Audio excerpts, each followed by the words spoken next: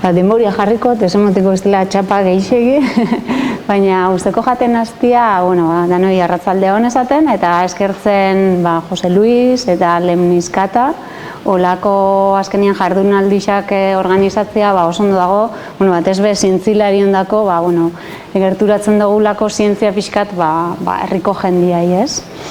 Eta, nire tituluak esaten da moduan, grafenoa da munduko materialik finena, eta ontsa esplikoko zuet zer gaitxik. Pixkat gaiak dionek, lehenengo zer dan grafenoa, onke ikusten dut zientzilari baten bat, gola publikoan, ezagunen bat, baina nik pentsatu dut askok esatela zientzilariak, orduan nahiko errez esplikatzeko pauso dana pixkat, ez? Zer dan grafenoa, nola aurkitu zen, azkenian nahiko historixo kuriosua dauka grafenoak, da ostira larratzaldeko esperimentu bat, eta esango dut zela topausan, grafenoaren propietateak, azkenian zer gaitin da hain materiale interesgarria, dauzkan propiedade gaitxik, zela produzitzen da, edo ekoizten da, pixkat aplikazio buruz, eta gero gaur egungo egoera aplikazio horrek kontutan izan da, ez?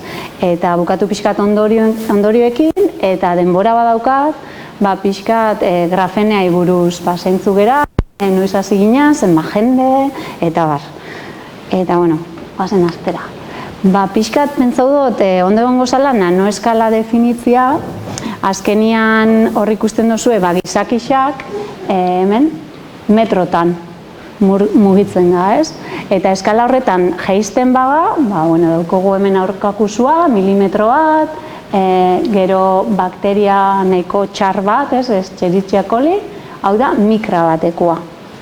Gero, gripearen virusa hor ikusten duzue 0,1 mikra, eta gero transistoreak, honek gizonak inakoa die, eta die ordenagailutan daren oinarrizko dispositiboak, oso garrantzitsuak diena, eta horregia oso txikixa die, 32 nanometro, eta gero eta txikixoak dare itzen. Gero jaisten bagara pixka gehiago, eta nanometro baten daukogu ADN-aren helize doble hori.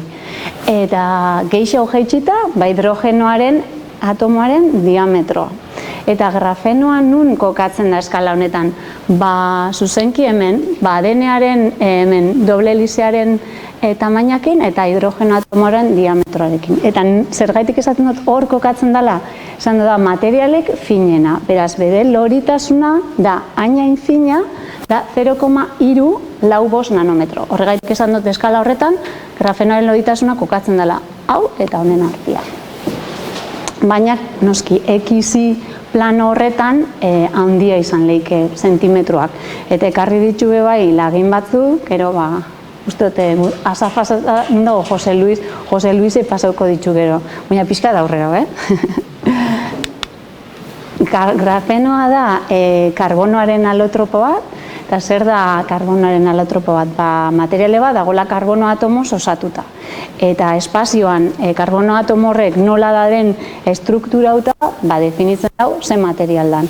Eta ez da bakarra, ez da alotropo bakarra, bai daukogu diamantea, karbono amorfoa, fulerenoak, nanodiak, grafitoa, eta hor grafenoa bai dago, noski.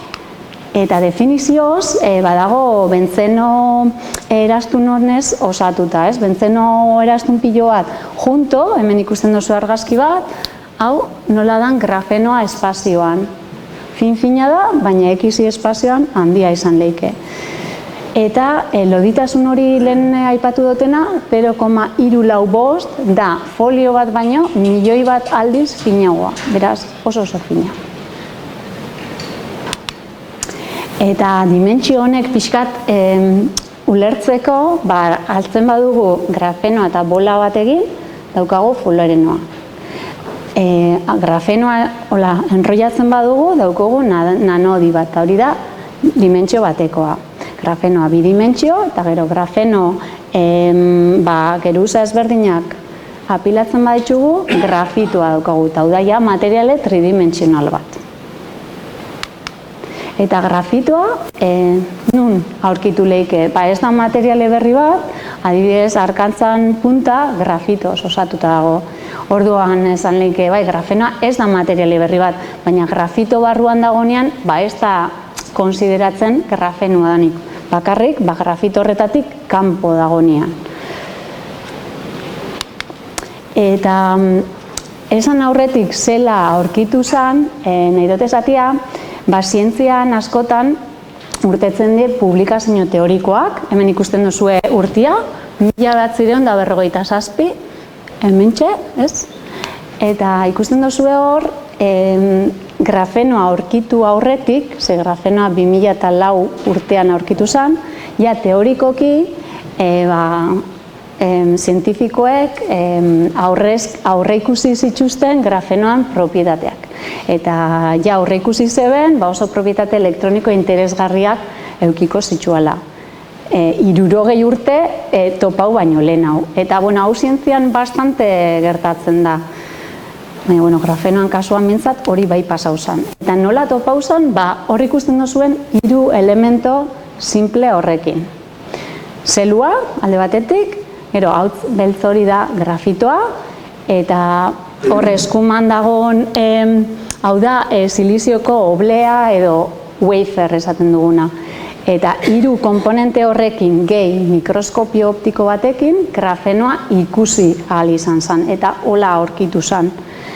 Eta hori pasau zen 2004 garren urtean, esan duten bezala, eta 2010 garren urtean grafenoa aurkitu eta bere propietateak neurtu zituzten zientzilariei emon zotzen fizikako Nobel saria. Nahiko, hau esan beharra dago, azkenean 6 urte aurkikuntzatik Nobela jasotzera oso azkarra da, normalian askoz urte gehiago tardatzen die, eta azkenean hau bat Novoselo nahiko gaztia zen. Grafenoan historian partia. Eta zela lortzen da grafeno hau? Hor ikusten duzue, garratutxo bat, hemen, hementxe, hor dago hori da grafito zati bat bezala. Eta zuk zeluakin, itxen duzuna pegau, eta gero despegau.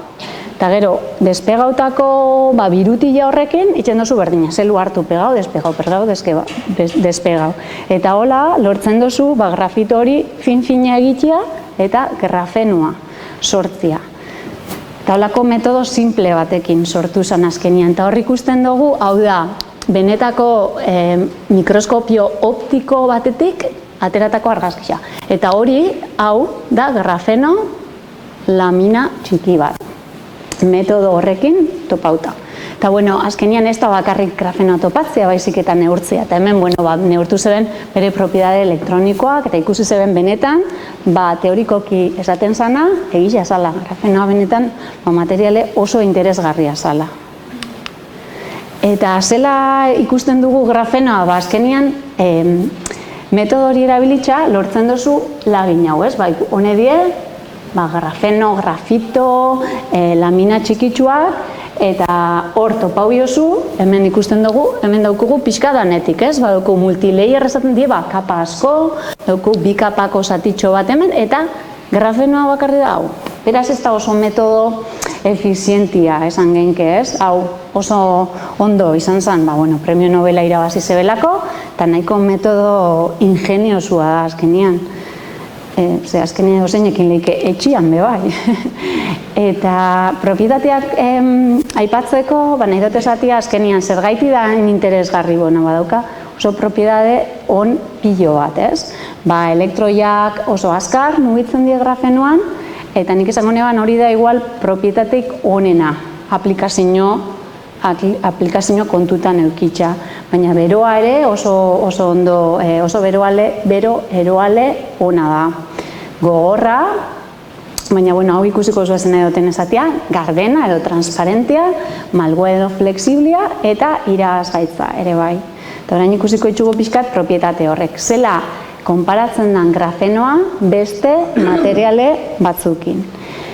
Kasu honetan, hemen gorrixian dauku grafeno, metodo ezberdinekin lortutako grafenoak ze mobilidade, elektroi horrek ze azkar mugitzen dien grafenoan, gehi beste material batzukin konparauta, indium arsenide, gallium arsenide eta silizioa. Silizioa da transistoretan erabiltzen den materialea.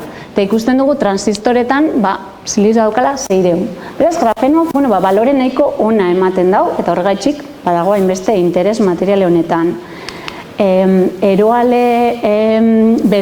Eroale datuak emateko, oso ondo bai, azkenian badauko gor grafitua oso bero-eroalea ona da, diamantea ere bai, eta grafenoak ere nahiko balore onak. Hemen igual gauza bat aipatzeko da, azkenian hau da grafeno bat, ez dagona ezekin kontaktuan. Azkenian grafenoa kontaktuan jartzen dugunean, pixka balore hori jeitxitzen da. Horregatik nik esaten dut, propiedadik onena dela elektroiak azkar mugitzen diela. Hori da, gaurko mesua. Gero, gogorra dela esan dut, hau gainera da, Premio Nobel sariko dokumentu baten agertzen den argazkia. Eta honek esan zeben, metro karratu baten, grafenoko metro karratu, grafeno perfektu metro karratu baten, 4 kiloko katua eukilekela, ez? Eta, baina azkenian bizitza normalian, grafeno perfektua bestain erresalutia, ordendoko zunean defektua, baina hori ez da betetzen, ez? Eta bebai pentsau, altzairua baina aldiz gogorragoa, baina guk altzairua fin egiten badugu, azkenian da fleksiblia, eta bebai makala bihurtzen da. Eta guk egunero grafenoakin lana egiten dugunok, ikusten dugu, oso ondo dagoela, igual periodikotan esatia, badala oso gogorra, baina benetan da material fina, beti kontu pilo bat eukibia dela. Eta ikusiko zuezen edoten esatia horrekin bebai. Esan dugu gardena, 2,3, uneko 2,3, bakarrik absorbitzen dau, argi biziblea, beraz gardena da, eta malgua, normalean. Altzairua fin-fina egiten mozu, azkenean fleksiblia bilakatzen da. Eta hori pasatzen da grafenoarekin ere bai. Iragazkaitza. Hemen izeben esperimento batzuk oso area txiki baten, baina ikusi zeben helio atoma da oso atomo txikia, eta ikusi zeben grafenoko bentzeno erastun honek oso iragazkaitzak zirela helio atomorako eta beste atomo askondako noski. Eta nola ekoizten da, aipatu dut zeluan, edo scotch tape deitzen dutze, metodo hori, dela esfoliazio mikromekanikoa, baina beste metodo batzuk bebaidare, eta grafenean, klaro, metodo industrialauak erabiltzen ditugu, eta ontsa esplikoko zuet, metodoak sailkatzen dira bi multzotan. Top down dela goitxi bera, eta bottom up beti gora. Grafitotik ikasten bazara, kasu honetan, metodo batzuk daukagu, eta beste metodoa da, gainazal batean, adibidez, katalizatzaile baten gainazal batean, karbono atomo horrek txendierre strukturau eta grafenoa lortzen dugu. Eta ikusiko ditugu pixkat guk erabiltzen ditugu metodak. Hemen fijau biaga, hemen CBD grafin, ontsa esplikauko zue, da lurrun deposizio kimikoa, hori da erabiltzen dugu metoda grafeno lagin honek prestatzeko, eta bestea da chemical exfoliation, da esfoliazio kimikoa. Ontsa esplikauko zue zera. Esfoliazioa kasu honetan grafitotik hasten gara, hau da grafito bat, grafito irudi animau bat moduan, eta horri energia emon da, grafitoko xafla honek banandu itzen die, eta hola energia asko emon da, geixo eta geixo banantzen die, eta lortzen dugu grafeno hautsa deitzen duguna. Eta gure kasuan energia hori kimikoa bezala da, erreakzion hau itzen dugu grafitoa, eta lortzen dugu grafeno oksidoa, beraz da, erastun horrek, bentzeno erastunak, baina daukugu talde funtzional batzuk. Hori da materiale bat guk sortzen duguna. Beste metodo bat, geruza uniforme eta ondixak lortzeko da silizio karburuaren sublimazioa. Eta hemen, hau da sustrato bat, silizio karburuaren sustrato bat, berotzen dugu pilo bat, 1500 gradu, eta silizio atomoak sublimatu itzen die. Gaz bihurtzen dira, eta hor grafenoa lortzen dugu. Eta hau da, grafeno lagin bat, hementxe, sustratorren gainean. Baina grafenean erabiltzen dugun bigarren metodoa da hau, lurrun deposizio kimikoa. Eta reaktore bat daukagu, da kamara bat moduan, asko berotu leikena, eta hor sartzen dugu katalizatzaile bat. Normalian kobrea, baina izan leike bai platinoa edo nikela. Eta zer gertatzen da bertan? Temperatura oso altutan, ikoltzen dugu 1000 graduta da, nahiko temperatura altua, eta temperatura horretan, hemen CH4 da metanoa. Metanoa sartzen dugu, eta metano atomo horrek hidrogenotik banandu ditzen dira, eta grafenoa sortzen da katalizatzaile horren gainean. Eta behin, hau da adibidez, irudi bat, hau da kobre papela, deitzen duguna guk, 10 zentimetro dauka, disko batzuk dira, eta hor dago grafenoa depositatuta. Baina jakingo duzuen moduan, kobrea eroalea da, beraz, grafenoan propietate eroaleak ikasteko, kobre hori kendu behar dugu.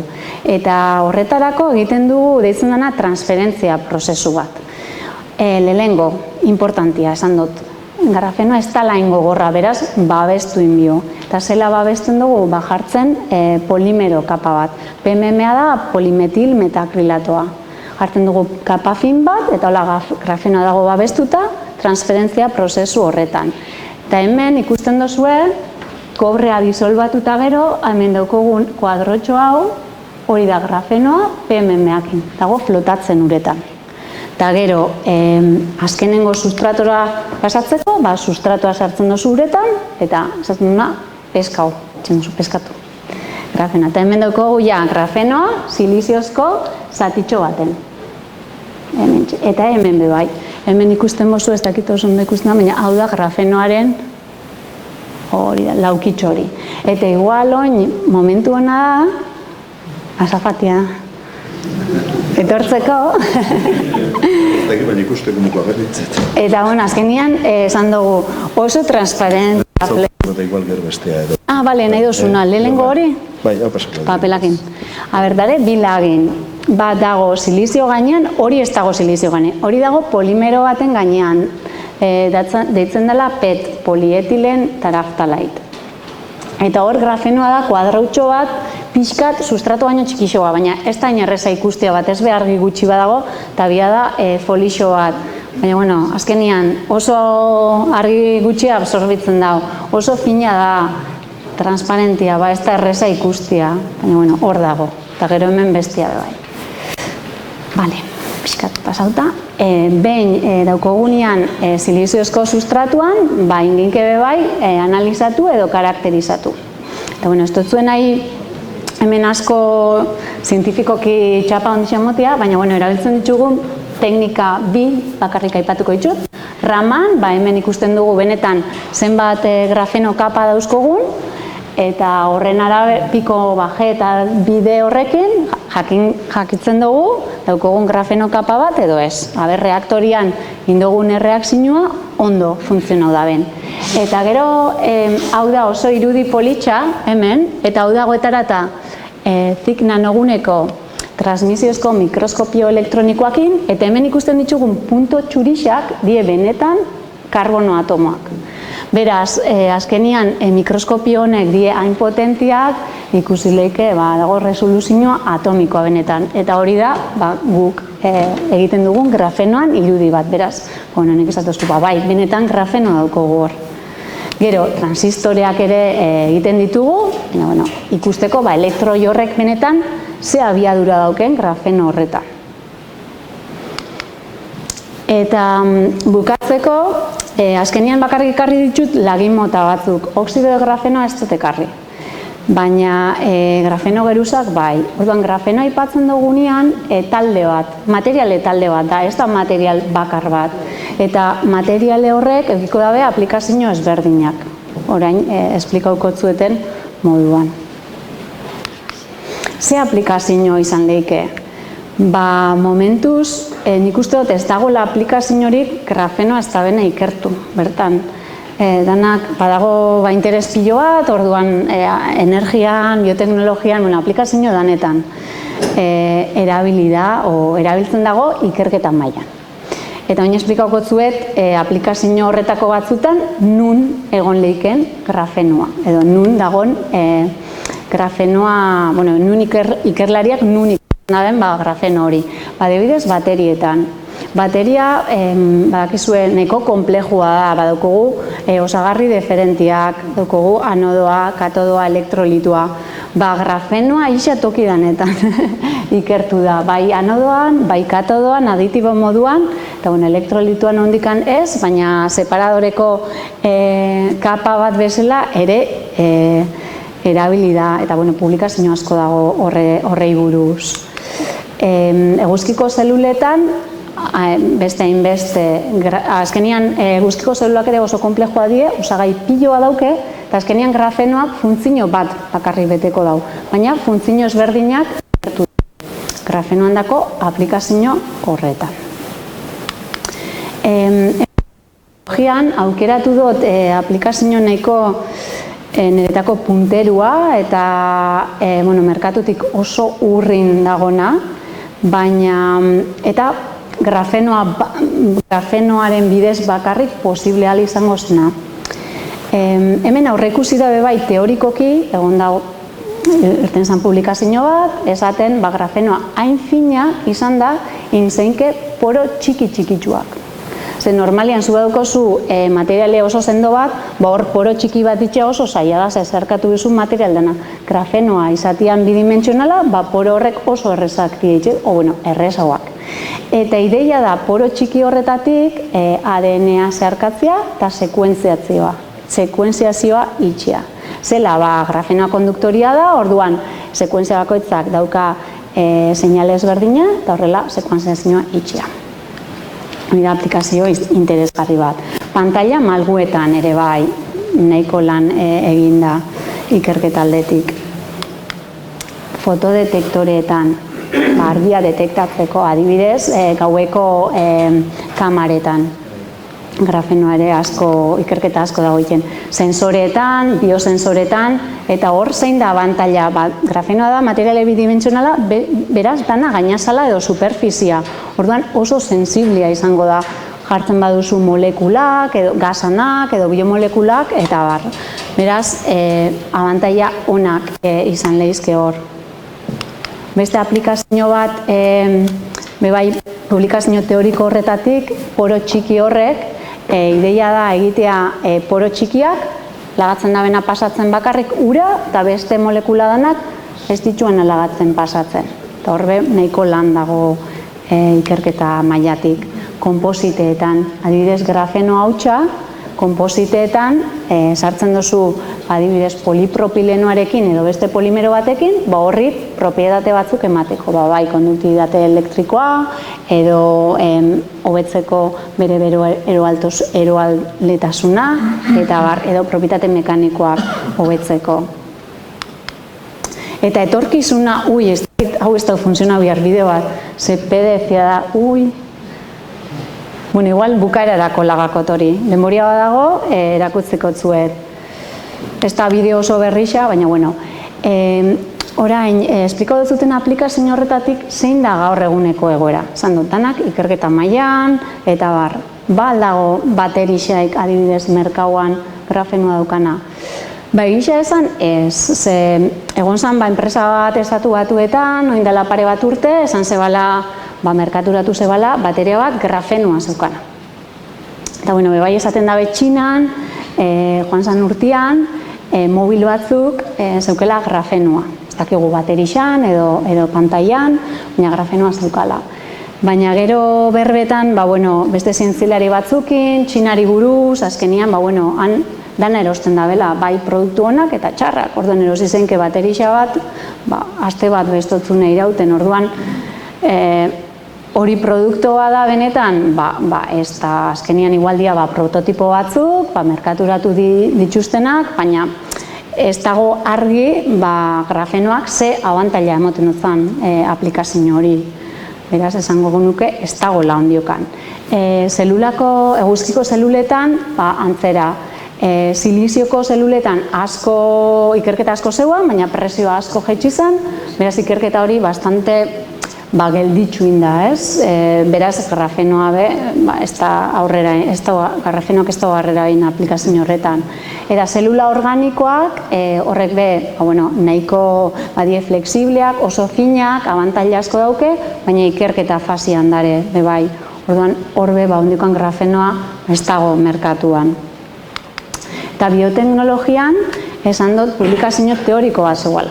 Eta, oin esperimentuak indie, eta hemen ikusten duzue, gukin dugu Harvardeko talde batekin kolaborazioan, eta honet die benetako nanoporoak, eta ikusten duzu Armstrong. Armstrong da, nanometroa, baina 10 aldiz txikiagoa. Beraz, India nanoporo horrek grafenoan, baina ondiokan ez da DNA sekuentziatu. Ahal izan da pasatu, baina ez sekuentziatu, azkenean nahiko komplexua da hori. Beste aplikazio bat, pantalla malguetan. Ondiokan, tamalez ez dago mugikor malgurik, beraz, grafenoan malgua izan da, ez badago mugikurre bat malgua danik, ez duka zentzua askoik bez. Beraz, horbe ez dago. Esan geik hemen, hori Txinako mobil hori, baina ez daukagu klaru grafenoa dagoen bez mobil horretan. Beraz, esango nuke ezetz. Fotodetektoretan hemen prototipo asko egin dira, guk talde ezberdinekin kolaboratzen dugu hemen, adibidez ICFO, dago Castelldefels-en, eta oso zintzilari punteruak die, hemen bain dabe prototipo pilo bat, grafenoak fotodetektoretan erabilita. Hau da health monitoring, esaten da, adibidez odola, pultzua, ritmoa, inleiken neurtu, grafenoa erabilitza. Eta prototipoa die. Ideia da, prototipo horrek merkaturatzea, baina gudakigunez, badabizte bezero garrantzitsuak, edo, esaten dena end userrez, produktu hori egingo daben bezeruen bila. Baina honek bai ematen da nahiko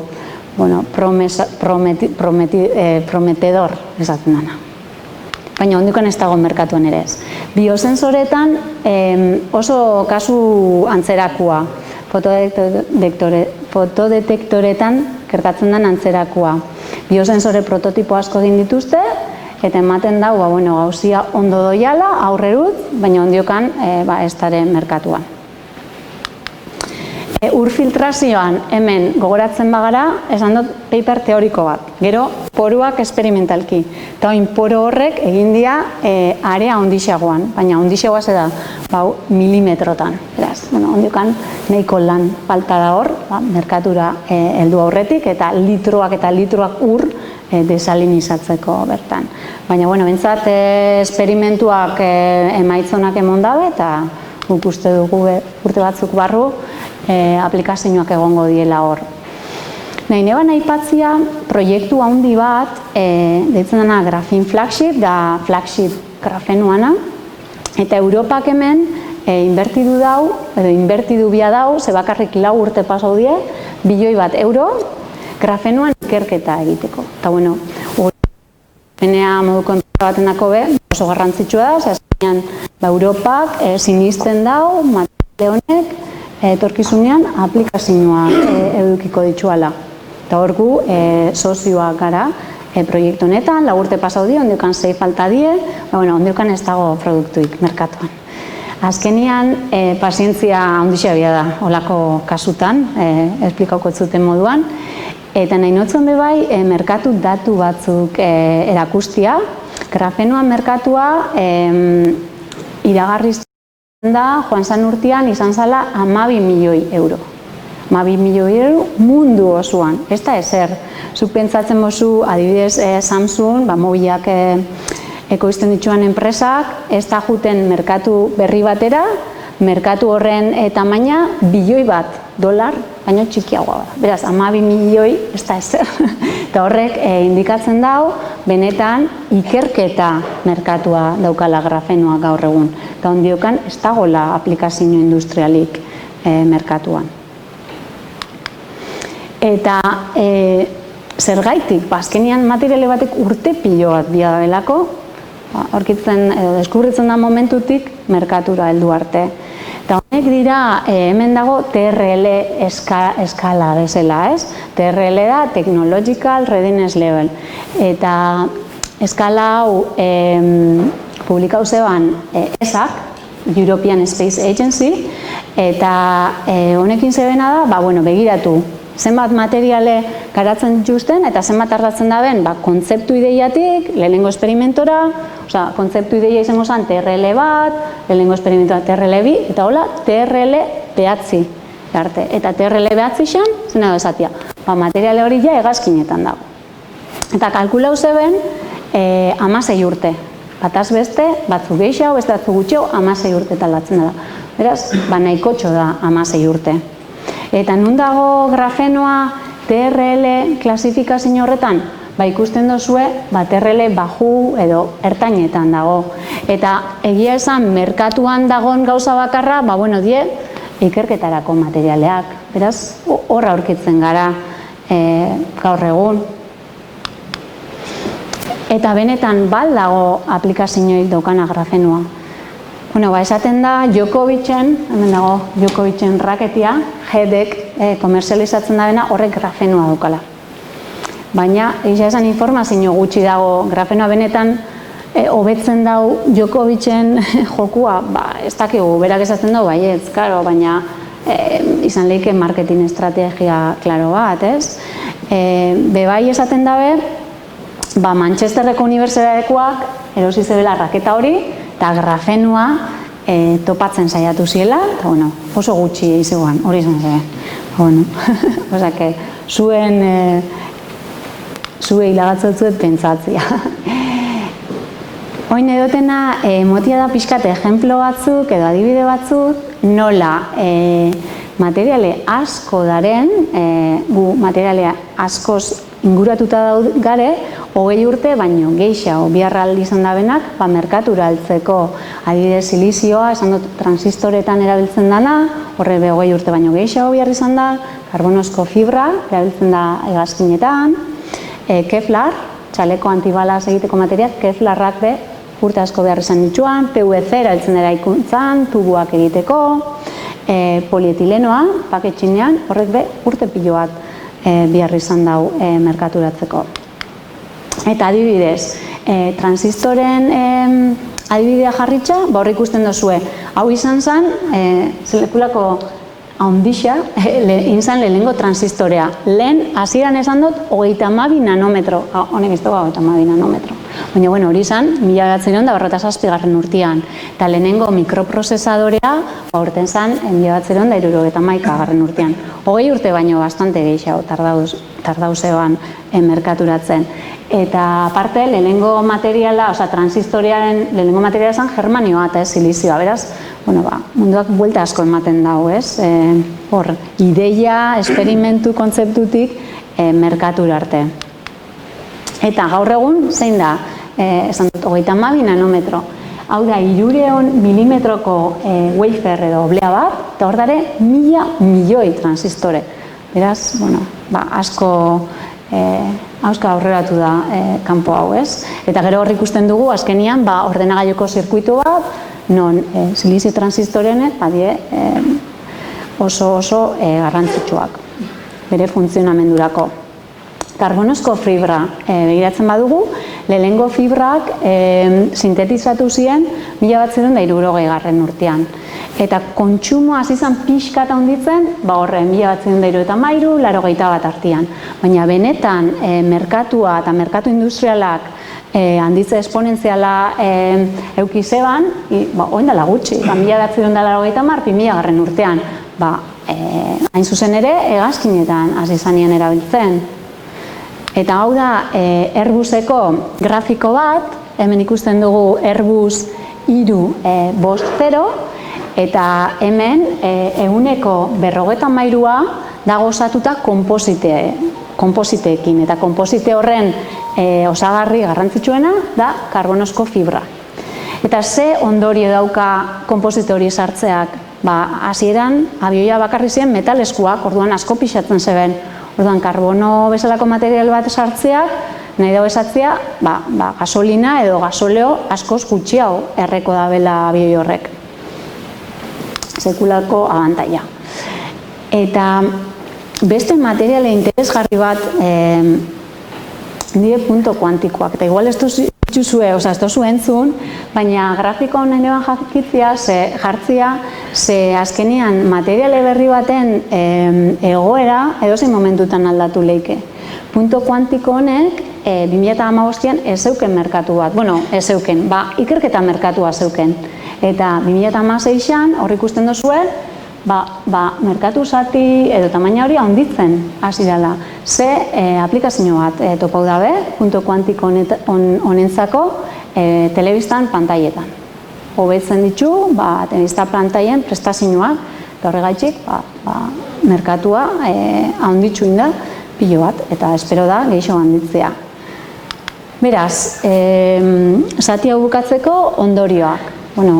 Espero dut, esan dut zuetela, grafenoa dela oso materiale apartekoa, hunkigarria, guretako egunero material horrekin lan itxen dugundako, dauka aplikazio asko, baina azkenian aplikazio horretatik bakarrik batzuk helduko dira merkatura. Ez da posible grafenoa danerako balio izatiak, beraz, hori. Eta oin pixkat grafeneai buruz, ez dakizue grafenean historixoa, oso motz, hasi ginen apirilean, 2010ko apirilean, beraz 7 urte eta erdi, sortu ginela, eta gauza asko pasau die, hortitxik, adibidez, horre Repsolek €1.000.000 inbertitu zeban grafenean, 2013an, gero ez dakit Sigma Aldrich ezagutzen duzuen, baina ikerlari esperimental danok zerbait erostian nahi bodugu, Sigma Aldricheko web horri aldera jutenga materialak erostera. Eta Sigma Aldrichek gure grafeno materialak saltzen ditu. Bere markia jartzen dau, baina jendeak ez daki gure materiala dagonik erostan, baina bai saltzen ditu, nahiko garesti. Gero bebai hor, Grafin Flagshipian sozioa gara, eta gero aipatzeko azkenengo puntua da, 2016 garren urtean, espantzio nahiko garrantzitsuen ginuala. Eta zer gaitxik, hori baino lehenago esango zuet, nun garegu, hemen headquarters hori da Donosti, gero daukogu salmenta bulego bat eta amerikano bat Harvarden oso onduan, eta gero punto urdinak dira distribuidoriak. Daukogu distribuidoria Japonen, Korean, Estatu Batuetan, eta bar. Eta gero bebai saltzen ditugu gure materialeak gure web orrialdean. Eta zergaitik esan duten espantzioena bauda, Zignanoguneko argazki bat, eta horra hasi ginen, ondela 7 urte eta erdi, ondiokan laborategi bat daukogu hor, baina ja ez ginen sartzen. Orduan beste edifizio bat aurkitu dugu, eta dago hemen, Miramon Parke Teknologikoan, Miramoneko Parke Teknologikoan, eta hor daukogu onja, bastante espazio handixeoa. Eta hemen argazki batzuk, gure instalazio berrixenak, da sala txuria, edo clean room esaten dana, ze azkenian materiale honekin ikusitzuzugun lagin horrek, hautza oso txarra da, ze zu bazare transistore txiki bat egiten nanometrotakoa edo mikrotakoa, hautz partikula bat sekulako mendi bat da. Orduan, importantia da lagin horrek sala txurian ekoiztia eta produzitzia. Beraz, daukogu nahiko sala txuria ondia. Eta gero, oksidografenoan dako, Europako beste proiektu bat eukidugu, eta emandozku dirua planta piloto bat itxeko. Eta horrek zen edo esatia, azkenian produzio eskala handitzu ahal izan dugula. Tokia handixa, produzio gehiago, eta zenbat saltzen dugu, ez? Hori be, askotan puntu importantea da azkenean enpresa baga, ez ga unibertsitate bat, eta gure salmenta, nahiko, ez dugu hainbeste saltzen, €1.600.000, espero dugu saltzea aurten, baina, kontutan izan da grafenoan merkatu txikia mundu honetan, ez dago gaizki, guk uste dugu nahiko ondo garela posizionatuta enpresa bezala. Zen hasieran 7 urte eta erdi pertsona bat bakarri, baina ja 25 pertsona, beraz horregaitik junbia ginen beste laurategi handi batera, ez ginen sartzen, eta Miramonen garen. Pixkat produktuei buruz, baina oso azkar, saltzen dugu grafeno oxidoa, grafeno oxido reduzitua, funtzionalizatua, eta bar. Ordan, materiale ezberdin asko dauzkagu. Eta esan dutena, gure eskala, produziko eskala, hasten gabiz. Hasieran hasi ginen, eta gure presioak ere, dakizuen moguan. Ordan, eta gehixean produzidu, presio merkeagoa eskaini zeinke. Eta hori pasau da gure kasuan bebai. Hasieran egite ginoan gramo bat, gero 10 gramo, 1 gramo, eta orain planta piloto honekin, hemen justu hau da argazki bat, ingeinke tonela bat urtian. Igual pentsauko zuegu, asko da, baina benetan konpositeetarako, adibidez, karbonozko fibra, milaka tonela da die, beraz, horregatik esaten dugala, benetan planta piloto. Txiki bat, proba gehiago itxeko, baina ez da benetan eskala industriala. Eskala industriala etorriko zen, bestia 150 tonela da urtero edo 500. Eta beste grafeno laginekin, kasu honetan, produktu ezberdina daukogu, easy transfer, hau hartzen da bena, jartzen da uretan, eta grafenoa flotatzen da, eta gero pasau leike bere sustratora. Bebai grafenoa hemen silizioan saltzen dugu, edo sustrato flexibletan, bebai kobrian, eta bar luze bat.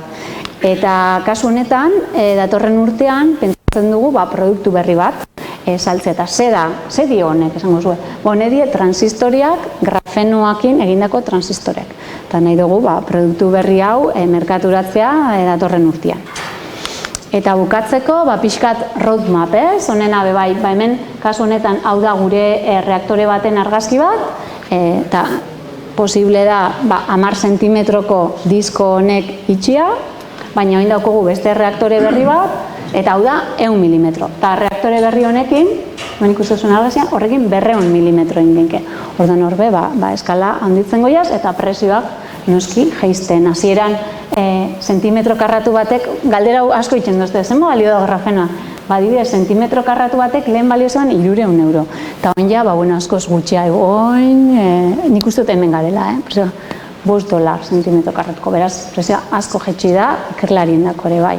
Eta azkenean aplikazioetarako, orduan da gehiago jetxi bida. Eta jazta, nik uste dut, bukatu dut. Gaukazue galderaik?